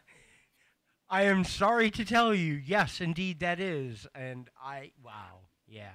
But it could eventually, without massive online server, you'll be able to have that core will sit on your machine and can do stuff with your files. Your code Copilot will be on your machine. It's not being analyzed by GitHub or anything. If I need to work on something that's on this machine, it only exists on this machine. Yeah. But you'll have that. But you'll be able to shard it out to, if you're at a company, like, it's on your machine for this new development thing. Or you can say, this is a company project. It can go to the company, Copilot brain. So other people working on the same project can also work on it. And it's like, we're going to hit that. It's not going to be Copilot in the cloud, this massive thing. It's going to be the surge of microservices. We'll get that with AI. I'm excited for it. As they optimize it. Yeah. Mildly nervous, I'm not going to lie, but I am definitely excited for it and to see what it brings us, because it is having that literal second brain at your disposal then. Mm-hmm. And that is utterly invaluable. All right. Yeah, it's been about 2 hours now. I still got a cheeseburger over here, which is rapidly congealing. So I think we may wrap it up for the week.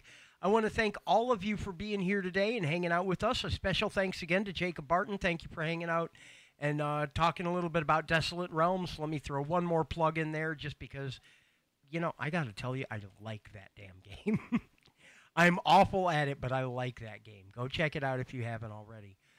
Be sure to be here on Friday. We're going to be doing music over the weekend. I do want to do a recipe stream.